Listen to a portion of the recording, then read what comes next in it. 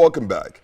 We want to thank you for all of your Facebook, Instagram, and also your social media. You've been asking, where do we as Canadian Christians stand on some of the headlines of today? And as a result of that, that's what this segment is all about. Laura Lynn and I digging into the headlines and talking about what's happening in Canada. Canada continues to expand as a multicultural and multi-faith country. And yet, no matter our background or belief, the Constitution was created to protect our human rights and fundamental freedoms, including the freedom of religion that allows believers to assemble and worship without limitation or interference. But with present-day changes in our society, freedom of religion is being challenged, even with the charter to the Constitution that states that our nation of Canada is founded upon principles that acknowledge the supremacy of God. Absolutely. When we talk about what's taking place in Canada, specifically in regards to religious freedom, one of the things that is at the top of this is a case that's happening in BC, and it is the Ktunaxa tribe. And there has been a number of things that have been taking place specifically with this case. And when we talk about freedom of speech and religion and conscience in these areas, we recognize that Ktunaxa, this is dealing with some sacred burial grounds. And these particular burial grounds are being even challenged right now with a casino and a resort and some other things that are going on. You found something on the Globe and Mail that was speaking specifically to that. Right. Well, because they have gone to court and they have been in a fight. And now the Supreme Court is actually right now in the process of deciding, are we going to not build on their land? Because they're saying that for religious reasons, for their spirituality, that they don't want anything built there, that it will upset the spirits. And so the Supreme Court is now deciding about religious freedom in our nation. And you see, this affects all of us because we're kind of all in this together, aren't we?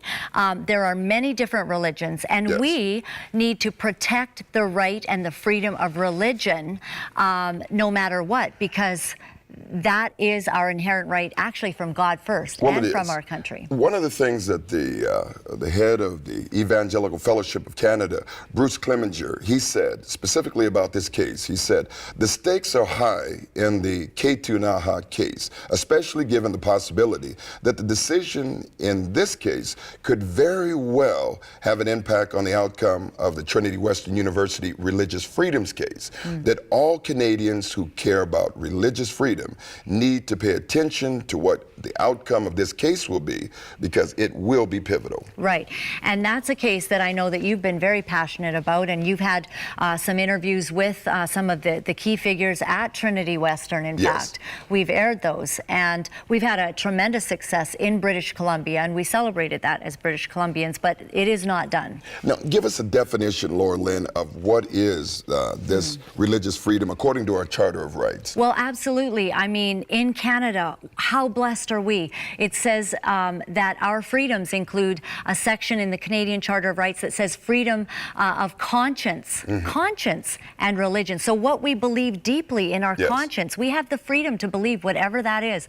The freedom of thought, belief, opinion, and expression, including the freedom of the press and other media, which affects us, and communication. Freedom of peaceful assembly, which we love that, don't we? Now, this is important, and that's why we're doing what we're doing. I mean, you've been talking about what's in the headlines, and we're concerned about that.